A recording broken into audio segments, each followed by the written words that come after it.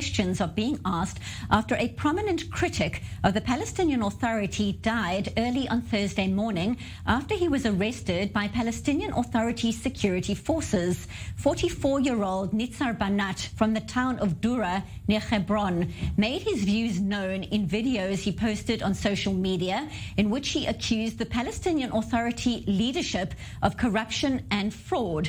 His Facebook page had over 100,000 followers. Now, the governor of Hebron, Gibran al-Bakri, is saying that a unit of the Palestinian Authority security forces had entered a house where Banat was hiding this morning with a warrant for his arrest. Relatives say he was brutally beaten. Authorities saying later he was declared dead in hospital, but his family is disputing this. His wife, Kifa, is pointing fingers directly at the security forces. 2 months ago, there were a lot of gunshots fired. From that day, we had not seen Nizar, and he didn't come home. We were surprised today to read on Facebook that he was arrested by Palestinian security forces. After a couple of hours, we heard that Nizar was killed by those who arrested him.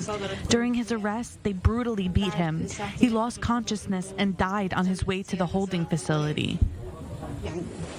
Now, for more reaction to the story, we welcome political activist and peace activist Aziz Abu Sara, and he joins us from Greenville in South Carolina in the United States. Thank you so much for joining us on this day. And a very disturbing story here. Many questions around the death today of Nitzar Banat, with relatives, as we just heard, saying he was severely beaten by more than 20 Palestinian Authority officers. It's not clear whether he died during his arrest or later in hospital. What are you hearing? Yeah, the same stuff is that, well, let me start by saying this is nothing new. We have reports from human rights organizations that have already for years been saying that there's an escalation with the Palestinian Authority arresting and torturing activists, human rights activists, Palestinian civil rights activists who are pushing against corruption, who are outspoken critics.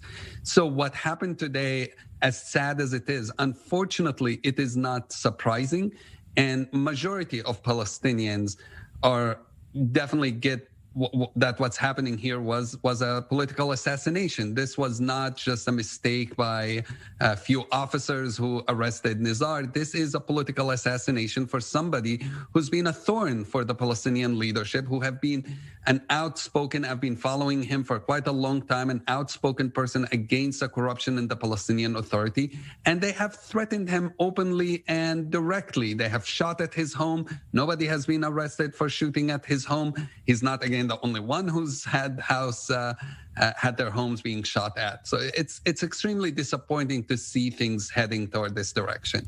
And given the anger that you're describing and we're hearing about as well on the streets as well as on social media, we know that Prime Minister Mohammed Shtayyeh had ordered the formation of a committee to investigate. But talk us through the implications for Mahmoud Abbas specifically. If it's found he was beaten with iron bars while in his bed in the early hours of this morning while hiding, many saying the PA has blood on its hands. What does it mean politically for Abbas right now? I think the Palestinian Authority, Mahmoud Abbas, who was elected, let's remember, 16 years ago, 2005, and has not allowed for any elections ever since, have lost his legitimacy in ruling the Palestinian Authority. The reality is most Palestinians, I think, now understand that, and they are holding onto power through silencing people and terrorizing people. And this is changing. More and more people are speaking up. Even today, there were people protesting in Ramallah where the Palestinian security forces shot tear gas at them, treated them as if they are rioting, even though there were no riots, there were protests. This is definitely taking us to a more of a police state setup. And I think the reason for that is, again, Mahmoud Abbas has lost every legitimacy that he could have in being our president. And Palestinian people are more and more realizing that, except for the people who work for him, people who work for the security forces.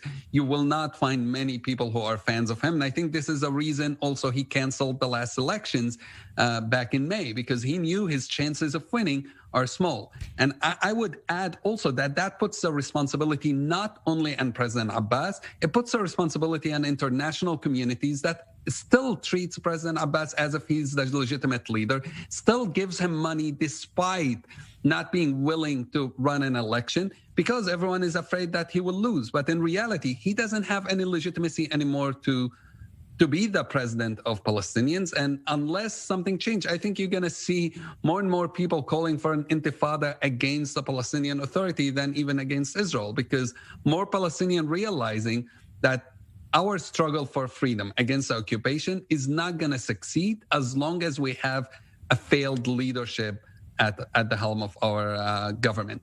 A very disturbing situation. Thank you so much for breaking that all down for us. Political activist and peace activist Aziz Abu Sara speaking to us from South Carolina. Appreciate your insight. Thank you.